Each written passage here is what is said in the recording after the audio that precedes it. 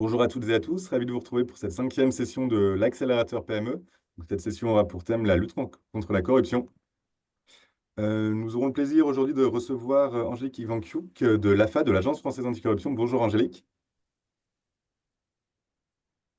Bonjour à tous, ravie de pouvoir intervenir auprès de vous aujourd'hui. Donc moi je suis chargée d'appui aux acteurs économiques au sein qui était anciennement la sous-direction du conseil, mais l'AFA il y a une nouvelle organisation très récente aujourd'hui, donc je suis au sein de la sous-direction des acteurs économiques. Merci de co-animer avec nous cette session aujourd'hui. Et comme à chaque session, nous aurons le plaisir aussi d'avoir Anne-Sophie Six. Bonjour. Bonjour tout le monde. Qui Pour sera information, sachez que on sera fermé à partir du 20 décembre. petite information opérationnelle, Pratique. merci. Comme à chaque fois également, Renate Silla. Bonjour Renate. Je ne sais pas si elle nous entend, mais en tout cas, elle est là. Et Nomile Nlovou qui nous rejoindra également un peu plus tard et pour information, qui prendra en main les sujets anticorruption, intégrité des entreprises au Pacte mondial Réseau France désormais. Voilà, ce sera vraiment votre interlocutrice de référence pour ces sujets. Donc, comme à chaque fois, quelques conseils, je vais être très rapide, comme vous les connaissez par cœur. N'hésitez pas, c'est des sessions qui se veulent assez interactives, à utiliser le chat pour poser vos questions, à lever la main si vous le souhaitez, et on vous donnera la parole avec plaisir. Voilà, veillez à avoir une caméra allumée si possible pendant l'atelier notamment, et à garder un environnement assez calme. Donc, nous nous retrouvons aujourd'hui pour la cinquième session, comme je le disais à l'instant, qui aura pour thème donc, la lutte contre la corruption. Et donc voilà, c'est l'avant-dernière session du programme, du parcours. On fera un point sur la dernière session et sur la session de clôture à la fin de l'heure pour aussi vous tenir informés. Sur les objectifs du jour, ils sont triples. Premièrement, vous expliquer et définir les atteintes à la probité, donc voilà, sur un plan plutôt théorique et conceptuel.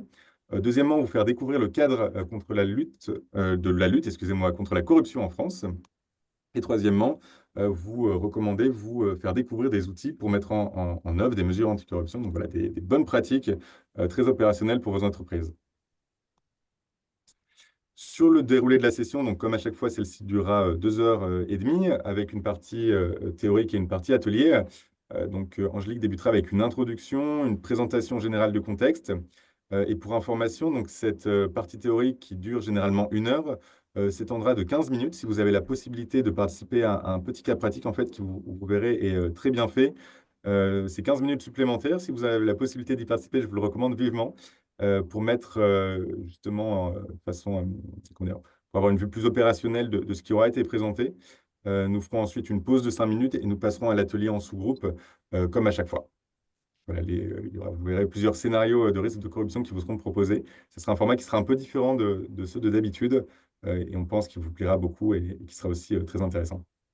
Et évidemment, quelques mots de conclusion en plénière en fin d'atelier.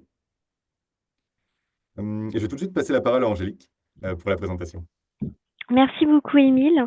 Alors, comme vous l'a indiqué, Émile, n'hésitez pas à intervenir tout au long de l'atelier si vous avez des questions. Je suis vraiment là pour vous éclairer au mieux sur les interrogations que vous pouvez avoir ou peut-être même sur des situations que vous pouvez rencontrer dans vos secteurs d'activité. Alors, pour commencer, je souhaitais vous parler du guide pratique de l'AFA à destination des PME et des ETI. Je vous recommande vivement de consulter ce guide pratique. Alors, pour information, vous aurez la présentation à la fin de cette présentation et normalement, quand vous cliquez sur la photo, vous pourrez retrouver directement le guide pratique, mais j'en profite quand même pour vous préciser que nous essayons d'élaborer un maximum de documentation utile pour les entreprises, quelle que soit leur taille ou leur secteur d'activité.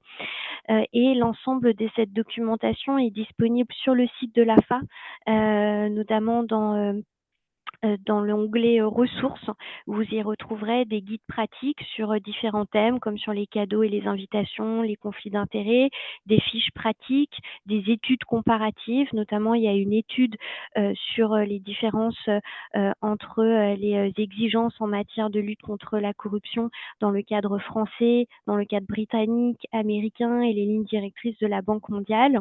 Et puis, vous pouvez par exemple aussi retrouver un support sur les paiements de facilitation, notamment si vous êtes dans une entreprise qui est active à l'international et qui pourrait être amenée à rencontrer ces problématiques-là. On vous remettra le lien vers le site de l'AFA. Je pense que ça pourra vous être très utile.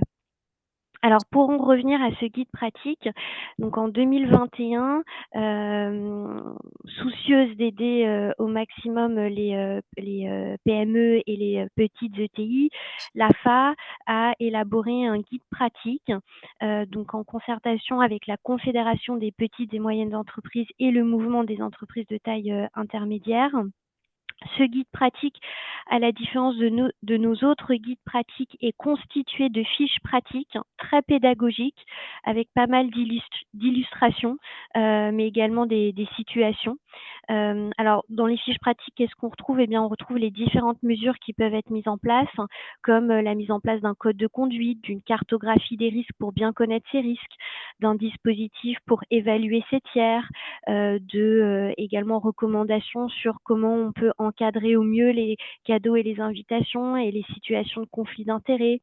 Il y a également quelques recommandations sur la mise en place d'un système comptable qui soit clair et qui permette dans une certaine mesure de prévenir et détecter des faits de corruption, notamment si des opérations pourraient être mal enregistrées ou être enregistrées avec une mauvaise justification économique. Alors le guide est disponible donc en français et en anglais. Sachez aussi que ce guide a fait l'objet d'une consultation publique, c'est-à-dire que pendant 1 mois, nous avons pu recevoir des commentaires et des suggestions de toutes les entreprises et donc nous avons pu construire en fait ce guide avec leur retour et donc dans une démarche collective.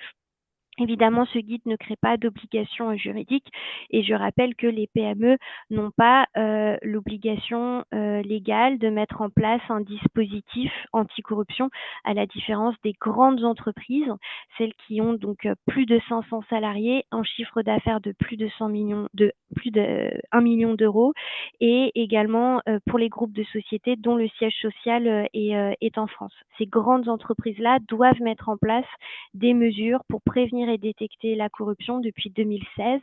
Elles peuvent faire l'objet d'un contrôle de l'Agence française anticorruption et en cas de manquement, l'AFA peut saisir la commission des sanctions qui leur imposera des sanctions de type administratif. Mais les PME n'ont pas une obligation légale de mettre en place un tel dispositif. Par contre, elles ont tout intérêt à le faire. On va le voir par la suite. Mais je précise par ailleurs que la loi Sapin II a introduit une autre obligation au titre de l'article 8, qui est l'obligation pour les entreprises de plus de 50 salariés de mettre en place un dispositif d'alerte interne.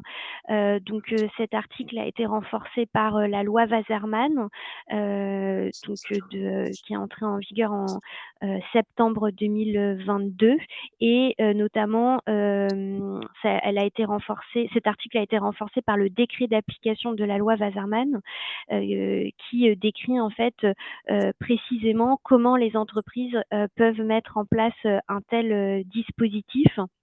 Et puis évidemment, la loi Wasserman est aussi venue renforcer le régime de protection des lanceurs d'alerte qui était initialement prévu par la loi Sapin II, qui est donc la loi Sapin II qui a introduit de grandes obligations en matière de lutte contre la corruption. Donc je vous précise tout ça parce que ce cadre-là est important pour la suite et notamment la mise en place d'un dispositif d'alerte interne est une des mesures clés du dispositif anticorruption.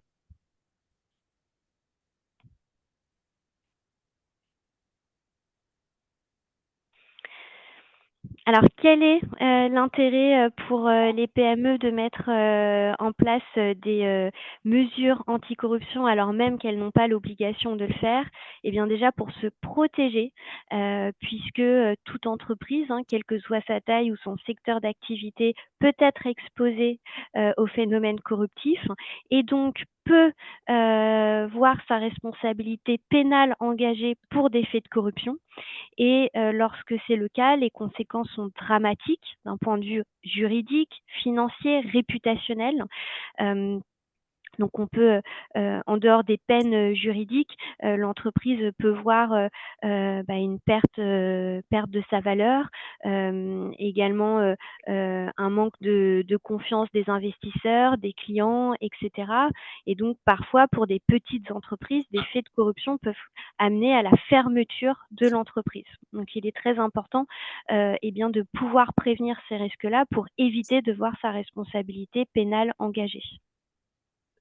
Alors, comme je vous le précisais précédemment, les grandes entreprises ont l'obligation depuis 2016 de mettre en place des mesures anticorruption. Et parmi ces mesures anticorruption, il y a l'évaluation des tiers. Alors, qu'est-ce que c'est l'évaluation des tiers? Eh bien, c'est l'obligation pour toute grande entreprise d'évaluer ses fournisseurs, ses clients et ses intermédiaires. Mais également, et ça c'est l'AFA qui le préconise dans ses recommandations, d'évaluer toute autre catégorie de tiers qui peut représenter un risque, par exemple comme des cibles de fusion-acquisition, ou encore les bénéficiaires d'opérations de mécénat et de parrainage ou encore des partenaires d'investissement et cetera.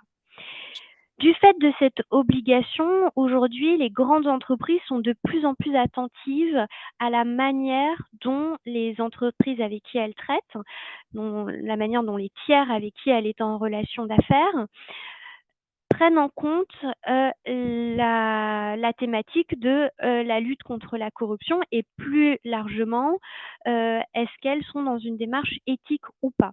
On le constate de plus en plus. Aujourd'hui, ça peut devenir un avantage concurrentiel pour une entreprise de mettre en place des mesures anticorruption comme un code de conduite, s'engager dans une démarche transparente de conformité, avoir le soutien plein de l'instance dirigeant, mettre en place des règles très spécifiques comme on interdit les cadeaux, les invitations pendant les périodes d'appel d'offres, le fait d'avoir une rémunération claire et transparente des commerciaux, etc. Tout ça contribue dans une certaine mesure à être peut-être favorisé parce que l'entreprise va être rassurée de pouvoir travailler avec un tiers qui s'inscrit dans une telle démarche. Sachez aussi que nous, on reçoit de plus en plus de demandes de PME et de petites et moyennes ETI qui souhaitent mettre en place des mesures anticorruption. Ce n'était pas forcément le cas il y a quelques années, mais aujourd'hui, elles viennent nous voir de manière volontaire pour qu'on les aide à mettre en place de telles mesures. Et j'en profite d'ailleurs pour vous indiquer que nous avons une adresse mail qui s'appelle afa@afa.gouv.fr, que vous avez tout à fait la possibilité de nous écrire sur des questions techniques, juridiques, opérationnelles, sur une demande d'appui, puisque la première mission de notre agence, c'est d'aider à toutes les entités à prévenir et détecter des faits de corruption. Alors, un autre avantage qui est très lié à ce que je viens de dire et notamment dans le contexte économique actuel, eh bien, les banques et les grandes banques et les investisseurs conditionnent de plus en plus l'octroi de financement au respect d'obligations d'éthique et notamment de conformité anticorruption.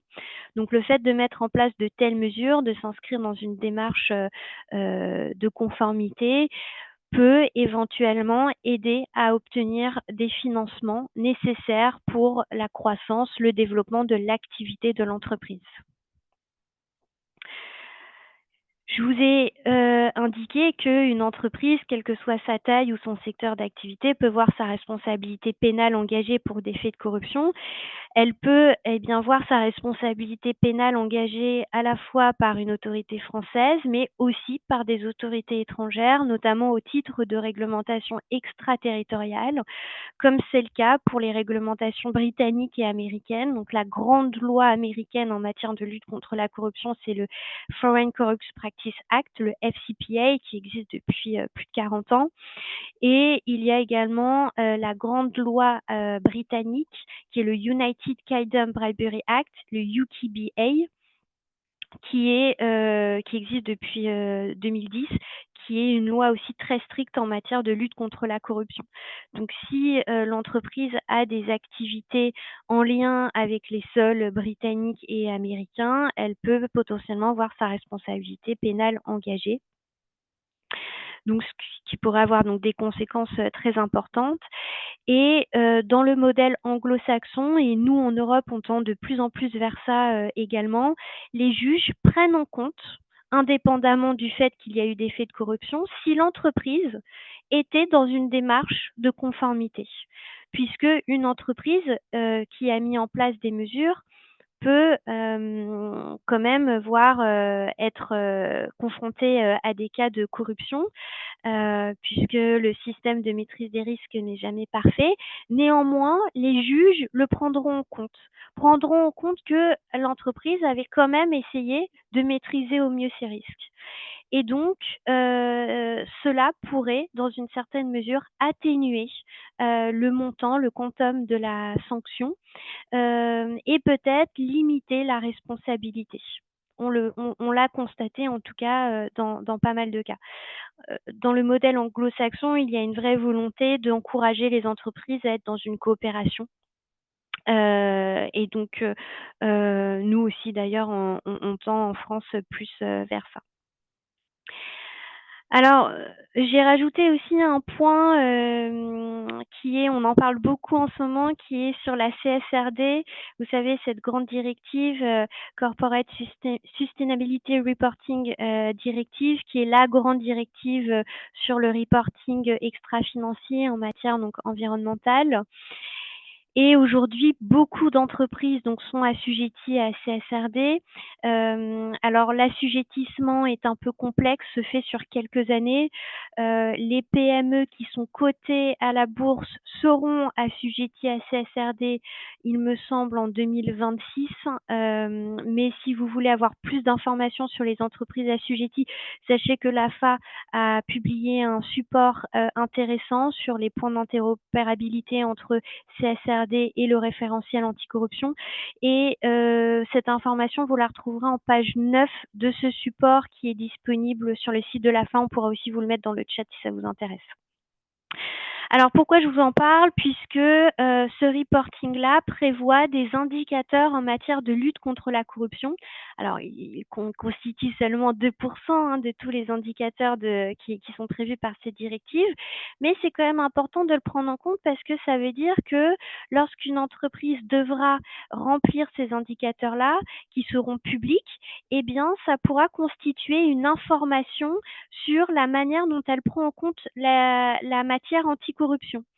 Donc, il y a tout intérêt à mettre en place des mesures pour pouvoir remplir ces indicateurs-là qui, encore une fois, seront publics et démontrer aux autres entreprises que l'entreprise est dans une démarche anticorruption. Alors, avant de passer au reste de la présentation, est-ce que vous avez des questions sur cette introduction un peu longue mais nécessaire sur les intérêts pour les PME d'être dans une démarche anticorruption? Bonjour, enchantée Angélique, je suis Élise, donc je fais partie d'une PME qui s'appelle Miel, comme le miel, mais on vend pas des machines à laver, on fait pas de miel.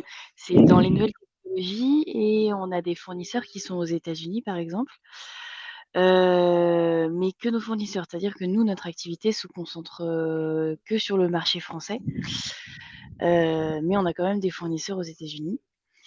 Et je voulais savoir aussi, en fait, la question, c'est comment sensibiliser efficacement et de manière ludique, nos collaborateurs sur justement, cette question d'anticorruption, parce que c'est tout de suite très lourd. Hem, c'est beaucoup de lois, beaucoup de choses à prendre en compte, donc c'est pas forcément évident pour moi qui suis, chargée de projet RSE, de retranscrire, ça auprès de l'ensemble des collaborateurs, sachant que de notre côté, on est au début de notre démarche RSE, donc il y a plein de choses à mettre en place, dont, ce type de sensibilisation. Merci pour votre question et bah, elle est essentielle en fait, hein, sur, sur la sensibilisation et la formation du personnel. Alors c'est vrai que, c'est une matière qui n'est pas évidente à appréhender. Parfois, elle peut faire peur.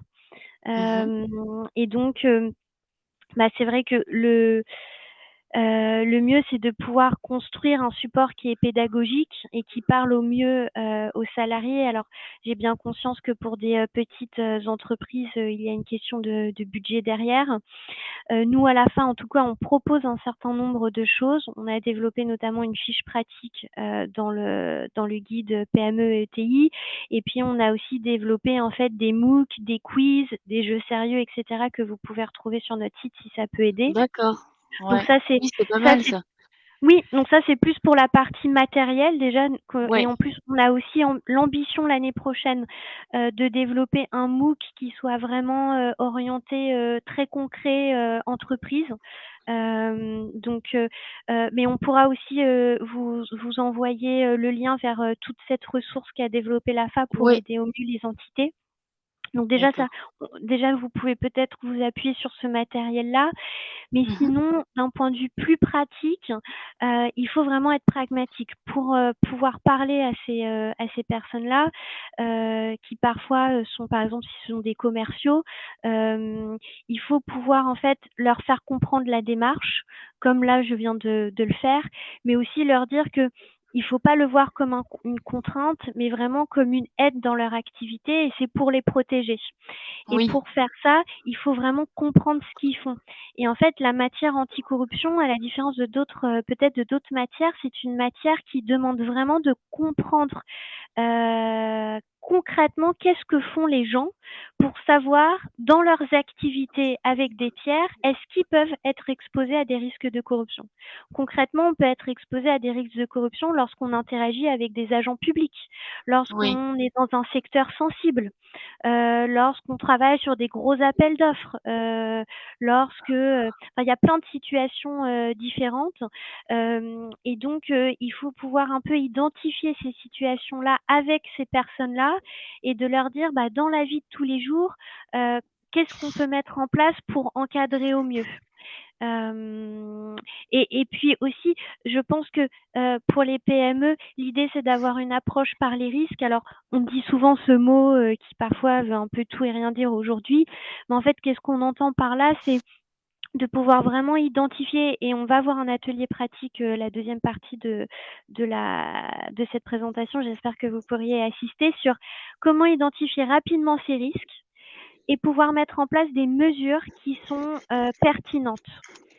L'idée, d'accord. c'est pas non plus de créer plein de règles, puisqu'en plus, souvent, quand il y a des règles trop contraignantes, eh bien, il y a un risque de détournement de ces règles.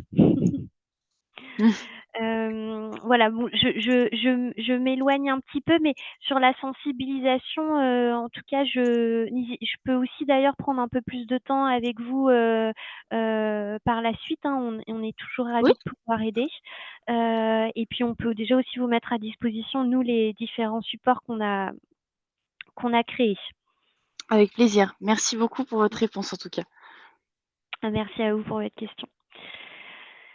Alors je propose de continuer, sauf s'il y a d'autres questions. Alors j'ai vu qu'Émile vous a partagé le support sur, CSRD, donc déjà vous pourrez le consulter. Alors maintenant, je voulais juste, rapidement vous parler un petit peu des attentes à la probité pour que vous les ayez en tête. Alors je vais pas pouvoir, voilà, passer beaucoup de temps dessus parce que c'est pas l'objet de la présentation aujourd'hui. Mais sachez que dans le matériel qui vous est mis à disposition pour l'atelier, il y a notamment un document qui, en fait, explique concrètement, toutes les attentes à la probité avec des cas pratiques, avec des illustrations pratiques, pardon, et vous retrouverez de toute façon ces définitions aussi sur le site de l'AFA. Alors, pour introduire brièvement, sachez que dans notre code pénal français, il existe 6 attentes à la probité. En général, on parle de corruption, mais en fait, à vrai dire, il y a 6 attentes à la probité. Et dans ces 6 attentes à la probité, il y a l'infraction de corruption. On utilise souvent le terme corruption pour parler de toutes ces attentes à la probité parce que voilà, c'est comme ça et c'est certainement aussi plus facile depuis des années. Sachez que dans ces 6 attentes à la probité, il y en a 4 qui concernent exclusivement les acteurs publics. Alors, qu'est-ce qu'on entend par acteur public? Eh bien, c'est toute personne dépositaire de l'autorité publique, chargée d'une mission de service public ou investie, ou une personne investie d'un mandat électif public. Alors, les 4 attentes à la probité qui concernent les acteurs publics sont celles avec une petite pastille rouge que vous pouvez voir à votre gauche. Mais sachez que les entreprises peuvent être quand même concernées puisqu'elles peuvent voir leur responsabilité pénale engagée pour complicité, recel ou blanchiment. Donc il faut quand même les prendre en compte, les connaître et les avoir en tête. Alors, et on a également 2 autres infractions qui sont la corruption et le trafic d'influence, mais je vais les traiter juste après. Pour vous donner des définitions, mais très brèves, parce qu'on n'a pas le temps aujourd'hui, et comme je vous disais, vous pourrez consulter la documentation. Alors, la concussion, c'est une infraction qui est peu présente, peu détectée en France, mais elle existe notamment dans pas mal de pays d'Europe de l'Est. Qu'est-ce que c'est? C'est le fait pour un agent public, eh bien, d'exiger de recevoir une somme qui n'est pas due ou encore d'accorder une exonération ou une franchise d'un impôt, d'une taxe, d'un droit, etc. La soustraction ou le détournement de biens publics, bon, je pense que j'ai pas forcément besoin de donner une définition, ça parle de lui-même. On peut souvent en entendre parler dans la presse. Mais sachez que, un exemple concret, moi je suis un agent public, si je pars avec ma chaise aujourd'hui, c'est du détournement de fonds publics, par exemple.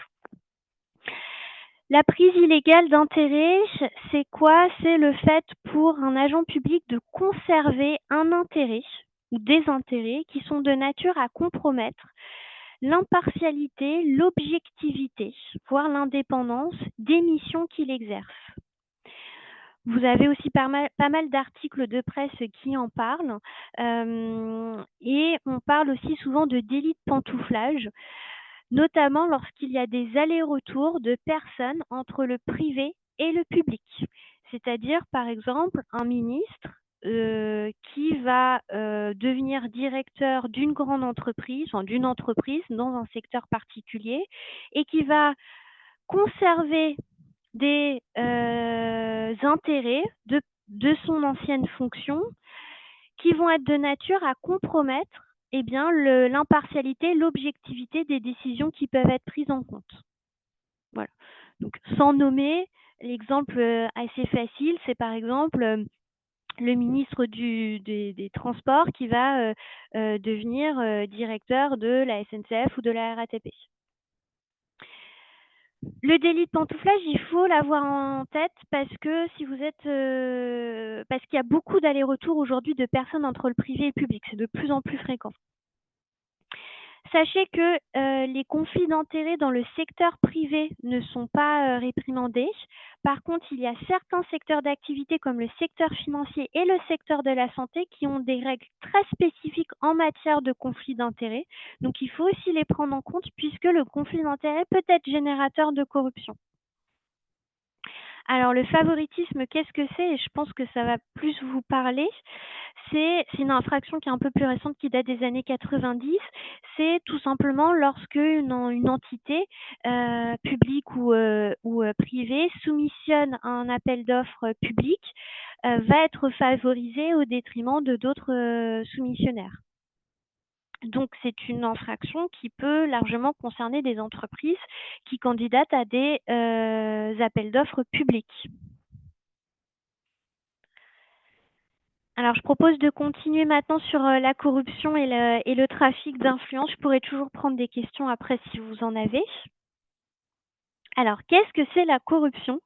Souvent, ça fait un petit peu peur, mais en fait, la corruption, il y a une définition qui est très simple, c'est le fait d'octroyer un avantage quelconque en contrepartie de l'accomplissement ou du non-accomplissement d'un acte, quelconque aussi, de sa fonction. Notre code pénal français est plutôt bien fait puisqu'il prévoit 4 infractions de corruption dans le privé et dans le public. Et notamment, il y a à chaque fois, en fait, alors j'espère que je ne vais pas vous perdre en vous disant ça, il y a 2 infractions qui sont la corruption active et la corruption passive, en fonction de où est-ce qu'on se situe dans le schéma corruptif. Donc vous voyez là, vous avez sur le schéma le corrompu et le corrupteur. Et donc vous avez corruption active et corruption passive à la fois dans le public et dans le privé. C'est pour ça qu'on a 4 infractions au total. Sachez aussi que, et heureusement parce que ce serait sinon difficile aujourd'hui pour les juges de matérialiser ces infractions-là, on peut très bien voir une personne, on peut aller rechercher la responsabilité d'une personne pour corruption active sans réussir à aller rechercher la responsabilité de la personne pour corruption passive. Les 2 infractions sont complètement indépendantes et autonomes. Alors, je propose maintenant de passer à la définition du trafic d'influence. Alors, le trafic d'influence, vous retrouvez le même schéma corruptif que je viens de vous présenter, sauf que là, il y a une 3e entité. Ce n'est pas une 3e personne, c'est vraiment une entité que vous retrouvez en bas à droite. Et cette entité-là, c'est forcément une autorité ou une administration publique. Donc concrètement, en quoi consiste le trafic d'influence? C'est le fait pour une personne, que ce soit un particulier ou un agent public, d'user de son influence sur une autorité ou une administration publique pour qu'elle prenne une décision favorable. Et tout ça en contrepartie, pareil, d'un avantage quelconque. Alors, cette infraction-là est difficile à caractériser puisque vous voyez, il y a pas mal de personnes qui sont impliquées. À l'étranger, souvent, au lieu de parler de trafic d'influence, on va aller chercher sur de la corruption. Notamment, il y a eu pas mal de cas de corruption d'agents publics étrangers. Alors, j'ai vu passer une petite pop-up là avec une petite question. C'est du lobbying en fait. Alors, c'est pas du lobbying, même si on pourrait penser que c'est du lobbying, mais il faut bien différencier les 2. Le lobbying, c'est une activité qui est encadrée. Une entreprise aujourd'hui a tout à fait le droit de se positionner par rapport à des nouvelles lois, des règlements, des directives, etc. Et donc, c'est ça l'activité de lobbying, c'est de se positionner vis-à-vis de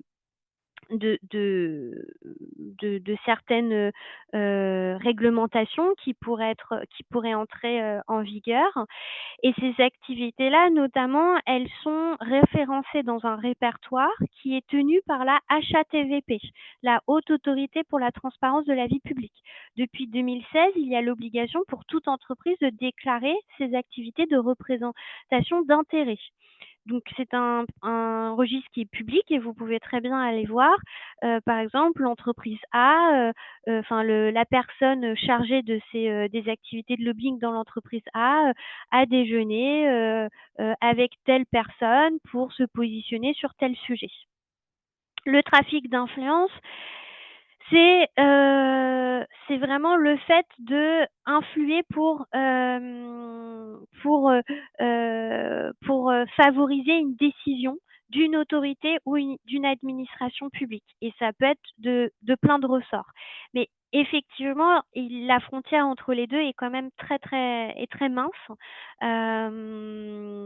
En fait, pour pouvoir comprendre si c'est du lobbying ou pas, il faut vraiment se poser la question de est-ce qu'on est dans un cadre réglementaire ou pas. Est-ce que vous avez des questions? Alors le temps passe vite, donc s'il n'y a pas de questions, je propose de continuer. Alors il y a une petite question. Vous avez parlé de la CSRD qui a été transposée en droit français, mais qui subit les pressions pour ne pas rentrer en vigueur. C'est du lobbying ou du trafic d'influence? C'est du lobbying. C'est complètement du lobbying. Là, on est vraiment sur un aspect réglementaire. C'est du lobbying de certaines entités de se positionner sur sur les principes de cette réglementation qui ne leur conviennent pas. Alors, je vais un peu passer cette slide-là qui résume un peu toutes les conséquences dramatiques pour une entreprise lorsqu'il y a des faits de corruption.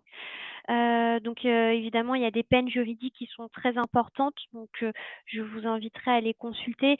Sachez que pour les entreprises, les peines les plus encombrantes sont les peines complémentaires que peuvent prononcer un juge, puisque le juge peut prononcer l'interdiction d'exercer, la dissolution, l'exclusion des marchés publics ou encore enjoindre la société de mettre en place un programme de mise en conformité dans un délai de 5 ans et sous monitoring de l'Agence française anticorruption.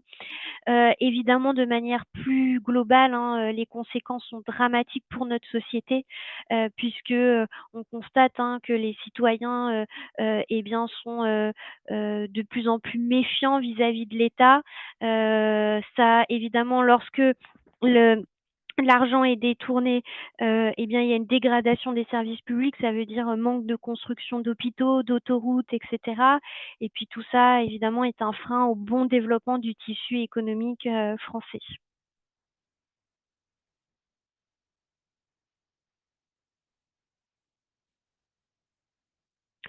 Alors, je voulais vous parler un petit peu du cadre de lutte contre la corruption, en France, qui pourrait, c'est toujours intéressant de savoir, ce qui est fait, à l'international aussi. Donc je vais essayer de vous introduire, de manière, brève, tout ce qui existe, mais pareil, je pourrais prendre des questions par la suite, parce qu'on pourrait en parler, pendant plus longtemps, bien évidemment. Alors pour commencer, là, vous avez une fresque, une importante fresque. Vous avez 3 niveaux. En haut, vous avez le niveau international. Vous avez une série de conventions, qui ont été, ratifiées, notamment dans pas mal de pays. Alors, je voulais juste, quand même que vous sachiez qu'il y a 2 grandes conventions clés en matière de lutte contre la corruption.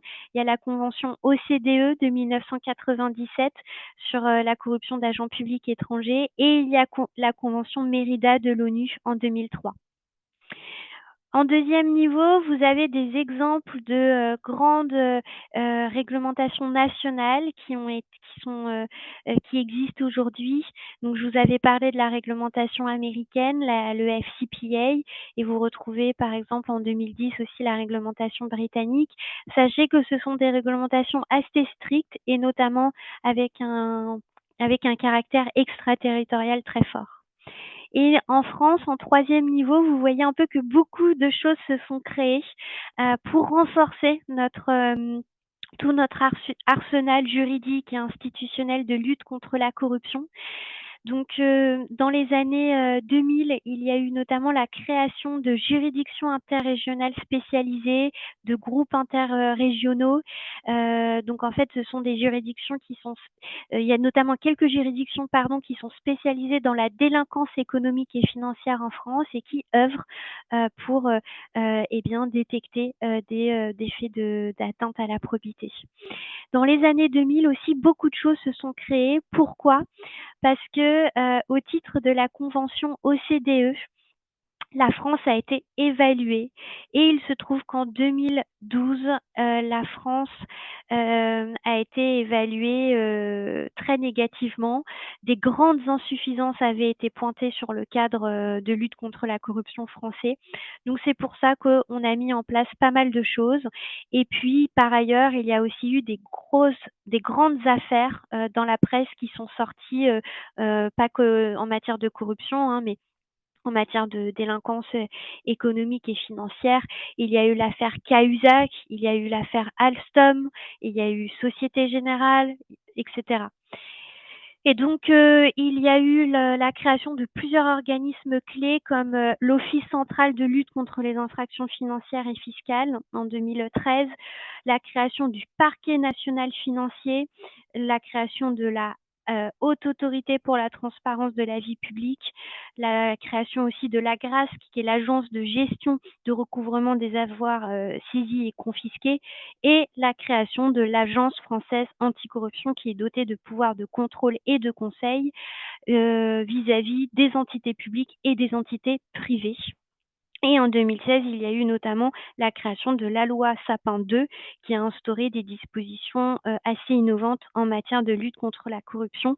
Je vous en avais un petit peu parlé en début de présentation et je vais pouvoir les compléter maintenant avec le slide suivant.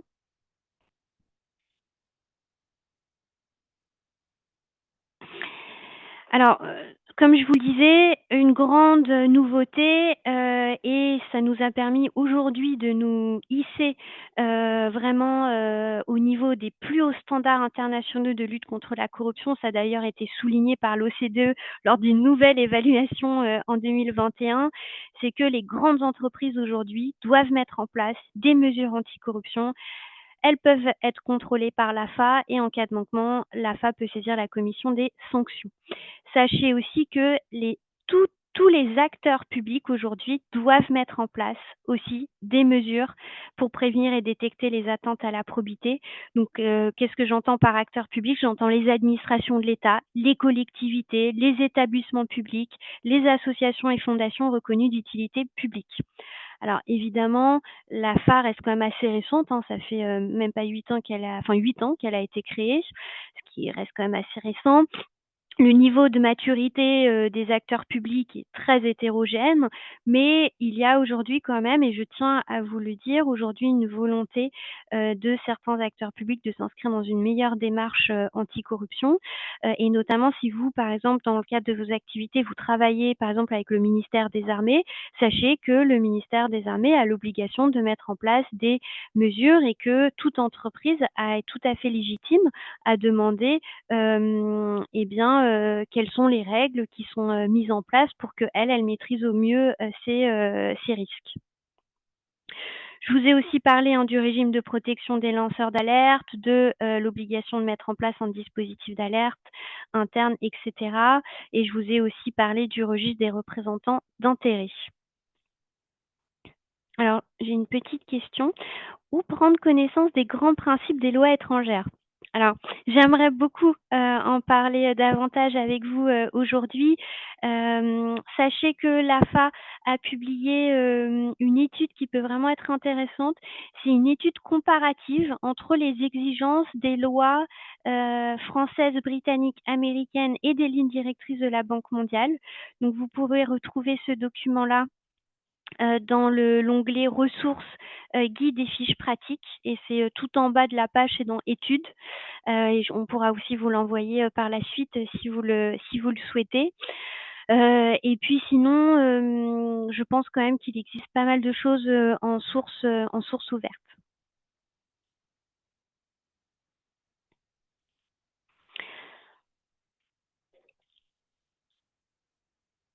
Ah, à la Chine. Alors oui. Alors, on n'a pas forcément fait d'études, par contre, sur le site de l'AFA, vous retrouvez le lien vers toutes les autorités, anticorruption du monde et vers leur référentiel. Donc ça, on pourra vous l'envoyer aussi parce qu'en fait, il y a eu un vrai projet, il y a quelques années de créer une cartographie de tous les organismes dans le monde qui luttent activement contre la corruption. Donc, je n'ai pas à ma connaissance d'études sur le modèle chinois. Par contre, je peux vous renvoyer vers j'ai les bons liens en tout cas vers leur référentiel. Existe-t-il une norme, une certification internationale qui garantit l'anticorruption car nos fournisseurs sont majoritairement chinois? Que me conseillez-vous? Alors merci beaucoup pour votre question. effectivement, il existe une norme aujourd'hui qui est la norme ISO 37001. C'est une norme très importante, très stricte en matière de lutte contre la corruption. D'ailleurs, nous, notre modèle français, nos recommandations s'étaient inspirées de ce qu'il y avait dedans. Aujourd'hui, beaucoup d'entreprises en tout cas, essaient d'adopter cette norme-là. Et en tout cas dans les régions, enfin dans la région Asie, je pense que c'est la norme qui pourrait en tout cas vous aider. Alors sachez aussi que les Chinois ont une réglementation, mais on vous enverra je ne vais pas m'étendre sur le sujet, mais on vous enverra le lien vers cette réglementation. Alors je propose maintenant de vous parler un petit peu des mesures qui constituent le dispositif de conformité anticorruption. Alors ce dispositif-là, en fait, comprend une série de mesures qui sont là pour prévenir, détecter et remédier des faits de corruption. La loi française en cite quelques-unes que doivent mettre en place les grandes entreprises, mais il peut aussi en exister d'autres. Et notamment, il y a des modèles étrangers qui en prévoient d'autres. Et donc, c'est pour ça que nous, à l'AFA, en plus de ce qui est prévu par le législateur, on a publié un certain nombre de documents sur la mise en place de d'autres mesures qui peuvent être utiles. Je tenais quand même à faire cette précision-là. Ici, vous avez un petit schéma qui illustre concrètement comment on met en place un dispositif de conformité anticorruption.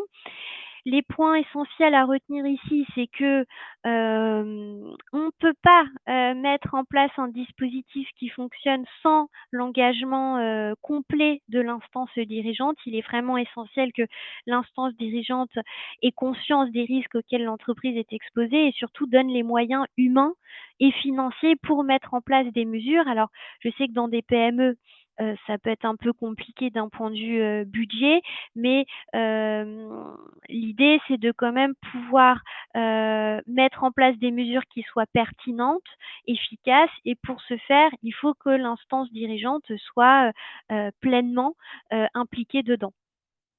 Le deuxième pilier essentiel, c'est de pouvoir cartographier ces risques rapidement, de savoir où sont les zones sensibles. Par exemple, si je suis implémentée dans des zones exposées au risque de corruption, dans des juridictions non coopératives, dans des zones qui favorisent l'évasion fiscale, est-ce que j'interagis avec des acteurs publics? Est-ce que je suis dans une situation de dépendance économique, etc., etc. Et puis, troisième pilier indispensable, qui est le pilier de maîtrise des risques, où c'est là qu'on va retrouver une série de mesures qui peuvent être utilement mises en œuvre, comme par exemple une sensibilisation et une formation auprès du membre du personnel, mais qui soit non pas que ce soit juste par exemple le fait de suivre un e-learning et de cliquer pour le valider à la fin, mais quelque chose qui soit adapté, qui permette vraiment de faire comprendre au personnel où sont les risques et quels sont les comportements à adopter, quelles sont les choses à faire, à ne pas faire au quotidien. Une autre des mesures importantes, c'est la mise en place aussi d'un code de conduite qui va permettre de refléter les grandes valeurs, les grands principes de l'entreprise, afin que chacun sache qu'est-ce qui est autorisé ou pas. La mise en place aussi d'un dispositif d'évaluation des tiers est important lorsqu'on travaille avec des tiers qui sont risqués. Donc ce n'est pas limitatif à des clients intermédiaires, hein, mais toute catégorie de tiers qui peut être risquée. Sachez que de manière générale, sur toutes les mesures, l'AFA a développé des recommandations qui sont très précises, notamment dans ces recommandations, mais vous pouvez aussi retrouver des exemples dans le guide pratique à destination des PME et des ETI, parce que je ne peux pas malheureusement aller dans le détail de toutes ces mesures aujourd'hui. Une autre mesure importante, c'est la mise en place d'un dispositif d'alerte interne. Comme vous le savez certainement aujourd'hui, à la différence des années précédentes, il n'y a plus de mécanisme hiérarchique lorsqu'on veut faire une alerte. C'est-à-dire qu'auparavant, il fallait d'abord faire une alerte auprès de l'entreprise et si il n'y avait pas de suite, on pouvait faire une alerte auprès de l'autorité judiciaire. Aujourd'hui, ce n'est plus le cas. Les salariés ou tout particulier peut directement alerter une autorité, comme l'Agence française anticorruption, et nous, on reçoit de plus en plus de signalements. Donc c'est pour ça que les entreprises ont tout intérêt à mettre en place un dispositif d'alerte qui fonctionne. Ça peut être tout simplement de nommer un référent dans la société qui va être en charge de récupérer ces signalements-là, de mettre en place une ligne téléphonique ou la création d'une adresse mail afin de favoriser les signalements en interne pour rester maître des informations qui concernent l'entreprise. Alors, si on parle un petit peu de contrôle, sachez que de manière générale, le fait de mettre en place un système informatique comptable qui soit clair et qui respecte les normes comptables en vigueur permet de prévenir et détecter des faits de corruption. Donc, l'idée, c'est vraiment d'avoir une visibilité complète des paiements reçus, effectués auprès des tiers. Il peut être aussi intéressant de mettre en place des contrôles bien précis, par exemple sur des notes de frais ou encore sur les cadeaux et les invitations, ce qu'on appelle en fait du contrôle interne pour vérifier que les principes et les règles qui ont été établis dans le code de conduite sont respectés.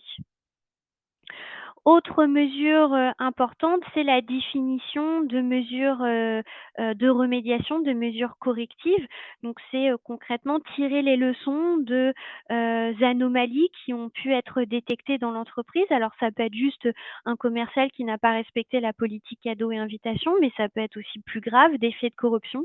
Il faut pouvoir en tirer des conclusions et mettre en place des mesures pertinentes et adaptées et pouvoir, dans une certaine mesure aussi, avoir la capacité de sanctionner les personnes qui ne respectent pas les mesures, les principes dans l'entreprise.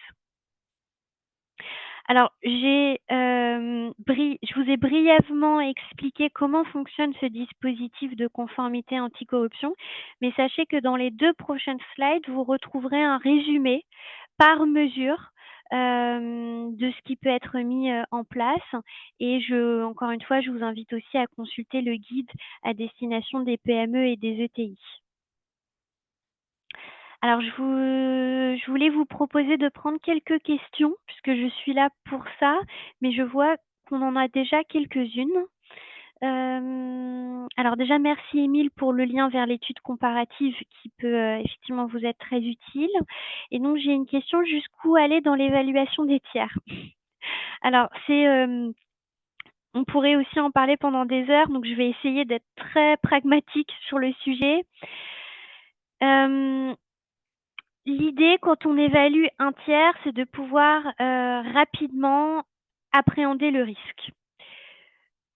Souvent, on a eu le retour d'entreprises qui nous disaient: «Oh là là, c'est une usine à gaz, on a plein d'informations à demander, les tiers nous répondent pas, c'est compliqué, on n'est pas certain aussi de la fiabilité des informations, que faire?» et cetera.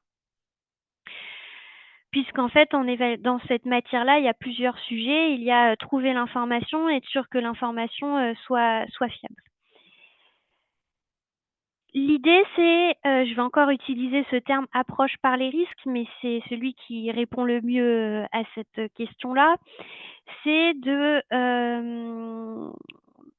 surtout lorsqu'on a un sujet de ressources, pouvoir identifier rapidement s'il y a un intérêt à s'engager dans une démarche d'évaluation, alors même que, par exemple, on sait déjà que le tiers est risqué.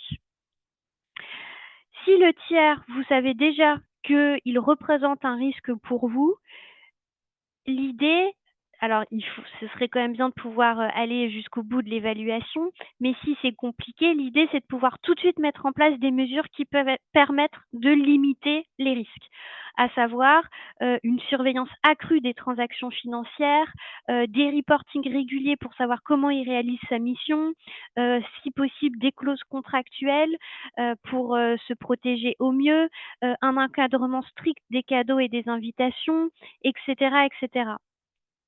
Maintenant, si on a besoin de vraiment faire une évaluation pour comprendre, justement pour appréhender ce risque, sur des tiers qui sont, moyens, moyennement par exemple, risqués, heu, lorsque par exemple on se retrouve dans une situation où on n'arrive pas à remonter la chaîne actionnariale, qu'on n'arrive pas à identifier les bénéficiaires effectifs, eh bien l'idée c'est de se dire que ça constitue déjà un signal d'alerte. Dès lors que vous n'arrivez pas à obtenir une information, normalement, vous pouvez quand même demander au tiers avec qui vous travaillez de vous la donner. Si le tiers ne vous la donne pas, s'il est dans un manque de coopération, si les informations sont difficiles à trouver, si ce n'est pas clair, c'est un red flag qu'il faut prendre en compte. Et alors là, il faut avoir une approche stratégique de se dire, est-ce que je poursuis la relation ou pas? Et si je poursuis, parce que je n'ai pas le choix, par exemple, parce que je suis en situation de dépendance économique, eh bien, je vais essayer d'encadrer au maximum cette relation-là. Et pour ce faire, il va falloir que l'instance dirigeante donne des moyens d'encadrer cette relation-là. Et surtout, il va falloir que je le formalise. Parce que vous l'avez compris, si une autorité si l'entreprise voit sa responsabilité pénale engagée pour des faits de corruption, l'autorité, et c'est de plus en plus le cas, pourra peut-être prendre en compte le fait que, en tout cas, vous avez essayé de mettre en place des mesures pour atténuer les risques, mais que bon, voilà, ça s'est, quand même produit, parce qu'on ne peut jamais avoir un système de maîtrise des risques parfait. Maintenant, autre élément de réponse, mais je vais, après ne pas je vais en rester là, c'est que, dans cette évaluation, il y a aussi évidemment la question des données personnelles et du respect du droit de la vie privée qui est souvent d'ailleurs, opposé en fait par les tiers. Et à ce moment-là, l'idée c'est peut-être, non pas d'aller rechercher, de l'information, mais sinon de mener peut-être un entretien pour aussi poser des questions clés sur concrètement comment le fournisseur par exemple, comment il travaille? Est-ce qu'il travaille avec d'autres sous-traitants? Pour pouvoir avoir un peu une grille d'analyse qui va permettre de déterminer s'il y a du risque ou pas.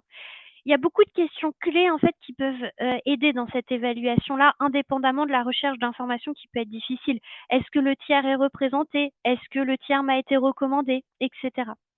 Alors sachez que l'année prochaine, l'AFA va publier une série de fiches pratiques sur ce sujet. Donc voilà, j'espère que mes éléments de réponse, ont pu vous aider.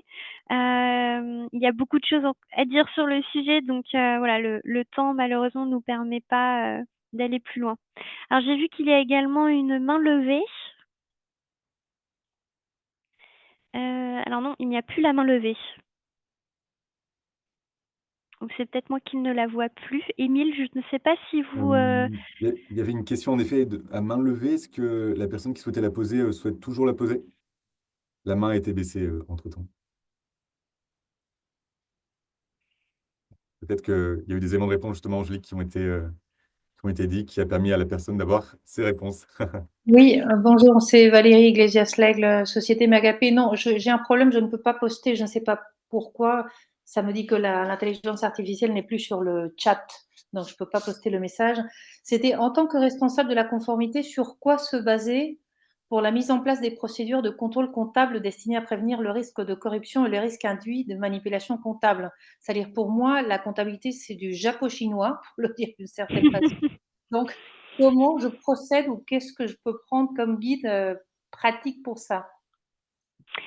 alors merci beaucoup pour votre question. L'AFA a publié un guide pratique sur ce sujet que vous pourrez retrouver sur son site. Ce guide pratique parle à la fois aux fonctions juridiques et conformité comme nous, mais aussi aux fonctions financières. On a vraiment, en fait, dans une première partie, essayé de déjà expliquer un peu tous les principes comptables pour les fonctions conformité. Après, on a essayé de faire le lien avec les différentes fonctions pour donner des exemples de qu'est-ce qui peut être mis en place, et notamment dans le cadre de situations à risque. Le guide, en plus, a été rédigé avec plusieurs instituts voilà, assez clés en la matière. Donc, je vous invite à le consulter, mais juste rapidement pour vous donner juste quelques éléments de réponse. L'idée, c'est pas de créer des contrôles comptables qui permettent de prévenir et détecter le risque de corruption. L'idée, c'est déjà de s'appuyer sur la comptabilité existante. Normalement, déjà, si l'entreprise a mis en place un système comptable qui fonctionne bien, qui est clair, qui est transparent, ça contribue fortement à la lutte contre la corruption. Ensuite, nous, en matière de corruption, il y a je vais juste vous partager quelques les éléments clés. Déjà, c'est le fait de pouvoir identifier très rapidement s'il y a des opérations qui ont été enregistrées dans les mauvais comptes pour dissimuler des faits de corruption. Souvent, on retrouve des opérations qui sont enregistrées dans le compte divers. C'est un peu le compte, excusez-moi de l'expression, poubelle, où on va retrouver par exemple des cadeaux, alors que normalement ça devrait être enregistré dans le compte cadeau. Ensuite, il y a aussi des opérations qui sont parfois enregistrées, très bien enregistrées, qui suivent la procédure, mais avec une mauvaise justification économique. Et c'est pareil, c'est pour dissimuler des faits de corruption. Il y a par exemple le cas d'Airbus où en fait, Airbus avait pris une participation minoritaire dans une société de décoration intérieure. Ça a été enregistré comptablement, tout a bien respecté la procédure, tout était très bien. Pour autant, en fait, personne s'est posé la question de pourquoi Airbus investit dans une société de décoration d'intérieur. Ce n'est absolument pas son activité, et en fait, il se trouve que c'était en fait, ça dissimulait des faits de corruption derrière. Donc, en fait, l'idée, c'est de pouvoir très rapidement identifier des anomalies, et ça, normalement, on peut le faire à partir du moment où le système fonctionne bien. L'idée aussi, c'est de pouvoir formaliser les contrôles dans l'entreprise qui répondent à la problématique anticorruption. Par exemple, lorsque je sélectionne un fournisseur dans l'entreprise et que je respecte bien la procédure, à savoir le fournisseur est enregistré dans l'entreprise, a fait l'objet d'une validation par la personne en charge, son RIB a fait l'objet d'une validation. Il n'y a pas de changement de RIB au dernier moment avec un compte domicilié à l'étranger. Ah ça, vous voyez déjà ce process-là de sélection jusqu'au paiement du fournisseur, ça contribue à la matière anticorruption, et on peut déjà dire bah, ce contrôle-là, c'est un contrôle anticorruption. Donc en fait, derrière, il y a aussi un objectif de formaliser ces contrôles-là qui sont parfois existants, mais parfois il faut aussi les renforcer ou en créer parfois d'autres effectivement pour répondre spécifiquement aux risques. J'espère avoir pu vous éclairer un petit peu, Valérie. Merci Très bien. beaucoup. Bon, alors je propose d'avancer. Alors j'ai prévu une petite présentation sur l'Agence française anticorruption, mais j'ai un petit peu débordé sur le temps. Donc je vais être très brève. Je propose d'aller directement au slide 21, Émile, si ça ne vous dérange pas. Le slide 21 avec l'organigramme de l'AFA. De toute façon, vous aurez la présentation à disposition. Alors, juste quelques mots pour vous dire que l'Agence française anticorruption est un service à compétence nationale placé sous la tutelle de 2 ministres, le ministre du Budget et le ministre de la Justice. Nous avons une nouvelle organisation depuis là très peu de temps, depuis 2 semaines au sein de l'AFA. Donc, il y a 2 grandes sous-directions, la sous-direction des acteurs économiques et la sous-direction des acteurs publics. Dans chaque sous-direction, il y a en fait des missions de conseil et de contrôle. Donc là, je vous dis ça pour insister encore sur le fait que n'hésitez pas à nous contacter par la suite si vous avez des interrogations et des questions. On reçoit de plus en plus de demandes de PME, c'est très positif, et il ne faut pas avoir peur de la partie contrôle, puisque de toute façon, les PME ne sont pas concernées par les contrôles administratifs. Mais c'est surtout que nous, on peut essayer de vous donner quelques pistes, en tout cas pour vos activités. Sachez donc que nous ne sommes pas une autorité judiciaire, hein. Nous sommes une agence avec en fait des pouvoirs administratifs. Par contre, si dans le cadre de nos contrôles, nous détectons des faits de corruption, nous avons donc le devoir de les reporter au procureur de la République via l'article 40 du Code de la procédure pénale. Sachez aussi qu'au sein de notre agence, nous avons donc un pôle juridique qui du coup se charge de la relation avec les parquets et qui traite les signalements, une mission d'action européenne et internationale et également un observatoire des atteintes à la probité afin d'avoir une meilleure connaissance du phénomène corruptif en France et de pouvoir mettre en place des mesures. Sachez aussi que l'année prochaine sera publié le plan pluriannuel de lutte contre la corruption. C'est la grande stratégie française de lutte contre la corruption.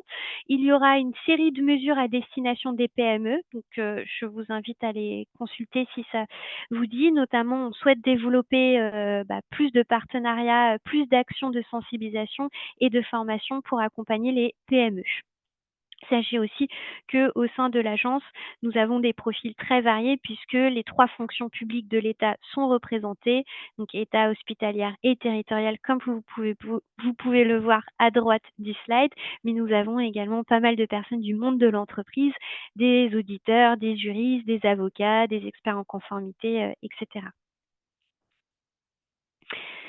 Alors, voilà pour la présentation de l'Agence française anticorruption. Je ne vais pas m'attarder sur les autres slides, hein. Je vous propose de les consulter par la suite.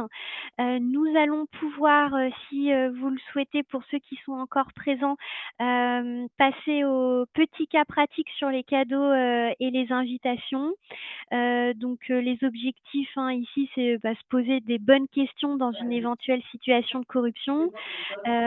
Et puis, bon, par la suite, on a un deuxième grand cas pratique pour ceux qui pourront rester sur l'identification des scénarios de risque de corruption auxquels l'entreprise peut être exposée.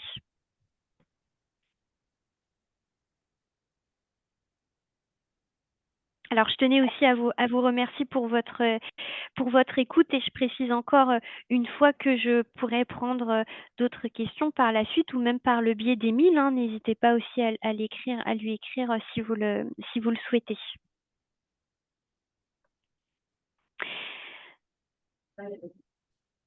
Tout à fait. Et peut-être Alors, une petite oui. précision pour les personnes qui sont encore présentes. Là, c'est toujours les 15 minutes dans la partie théorie, comme je disais en introduction. Voilà, on étend un petit peu la durée de la première partie de cette session. On fera ensuite une pause et on passera à l'atelier pratique comme à chaque fois. Voilà, merci à ceux qui peuvent rester. Ça va être un petit cas pratique rapide, mais tout à fait pertinent et intéressant pour notre sujet. Alors, donc ce que je vous propose ici, imaginons donc nous avons le directeur général d'une entreprise privée de construction qui est actif dans la circonscription électorale, qui invite dans une loge pour un concert un élu. À votre avis, est-ce que c'est de la corruption? À votre avis, quelle est l'intention derrière? Il n'y a pas de bonne ou de mauvaise réponse. L'idée, c'est vraiment d'avoir une réflexion pour pouvoir se poser les bonnes questions en situation réelle. Donc, n'hésitez pas à commenter. Est-ce que ça peut être du trafic, de l'intention de trafic d'influence? Alors, ça pourrait effectivement dans une certaine mesure, mais comme je vous le disais, pour qu'il y ait trafic d'influence, il faut vraiment qu'il y ait une tierce partie. Donc là, vous voyez, on n'a que 2 personnes. Donc là, on va rester sur cette situation avec 2 personnes, mais ça pourrait si on était dans un schéma un peu plus complexe. Peut-être que le directeur général a une intention de faire passer une loi en sa faveur ou faire passer une réglementation ou de passer entre les mailles du filet en sympathisant un maximum avec l'élu et en pensant que le fait de l'inviter dans une loge privée à un concert le fera changer d'avis sur telle ou telle réglementation qui arrangerait bien le directeur. Oui, pourquoi pas, effectivement, ça pourrait être une hypothèse. Merci beaucoup. Je Euh, vois aussi que Laetitia nous dit, l'idée est d'avoir des facilités à obtenir des permis de construire. Effectivement, l'intérêt de ce directeur général, c'est peut-être d'obtenir un permis de construire dans la circonscription. Laurent nous dit, situation à risque à éviter qui peut viser à obtenir un accomplissement de la fonction de l'élu selon moi. Et JN, j'espère bien prononcer votre prénom, qui nous dit la transparence. oui, pour moi, je pense que la transparence ferait la différence. S'il s'agit d'un événement public, que la valeur du billet de cancer n'est pas élevée, etc., ça pourrait être, enfin,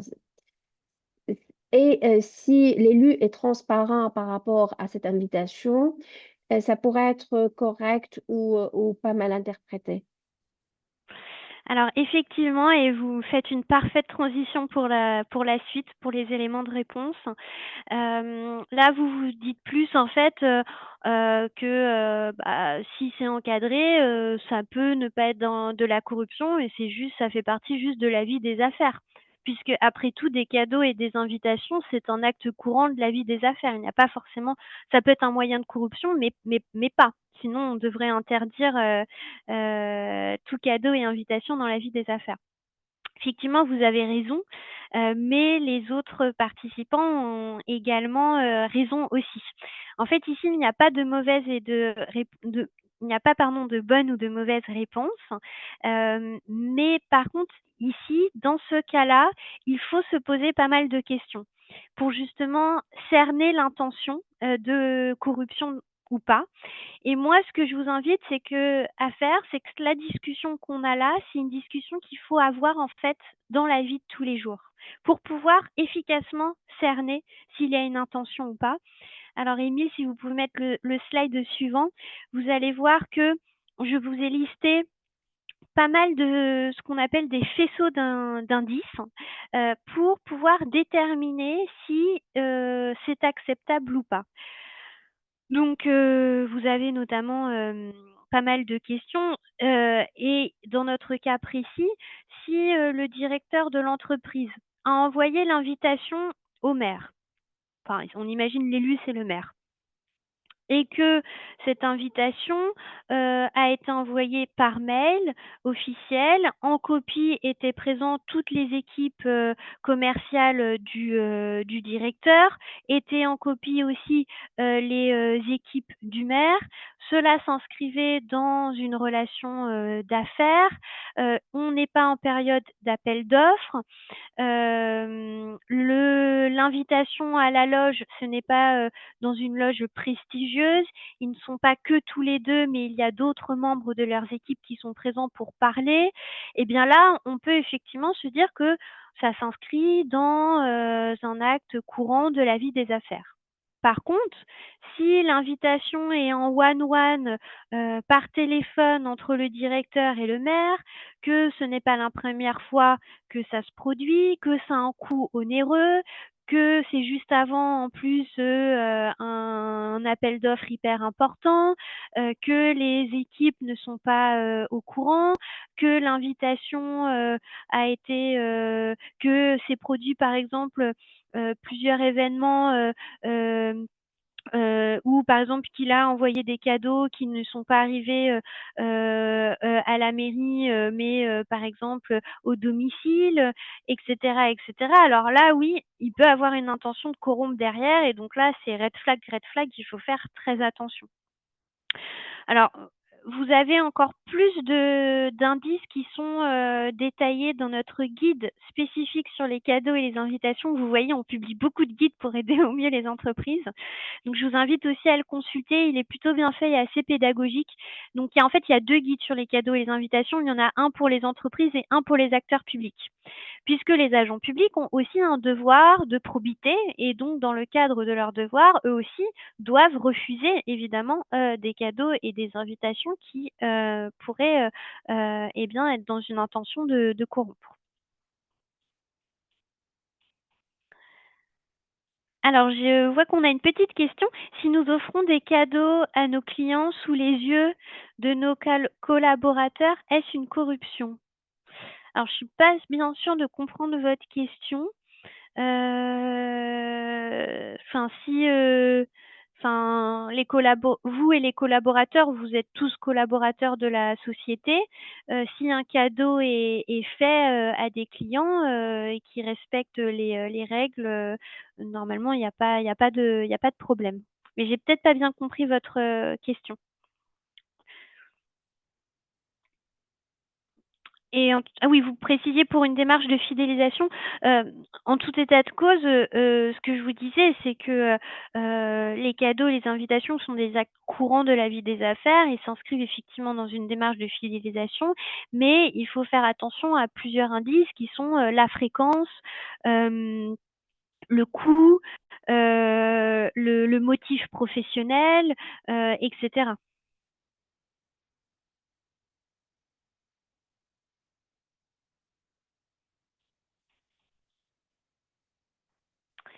Alors, je vois que vous avez répondu, donc je crois que ça a répondu à votre question. Voilà pour ce petit cas pratique. J'espère que ça vous a un petit peu fait réfléchir sur, les, questions qu'on peut se poser, en entreprise. Et de toute façon, je reste à votre disposition si vous avez, des questions, par la suite. Émile, comment ça se passe? Est-ce qu'on enchaîne sur le deuxième cas pratique? On va d'abord faire une toute petite pause, mais juste avant, merci beaucoup Angélique. Certains participants vont nous quitter. On espère que c'était une présentation qui était très dense, mais qui a suscité votre intérêt et qui a peut-être suscité aussi une volonté de mettre en place des pratiques. Comme le disait Angélique, il est tout à fait possible de contacter l'AFA par une adresse mail que je vous enverrai dans le mail récapitulatif en fin de session. Vous pouvez également directement me contacter, je pourrais transmettre votre message à Angélique sans souci.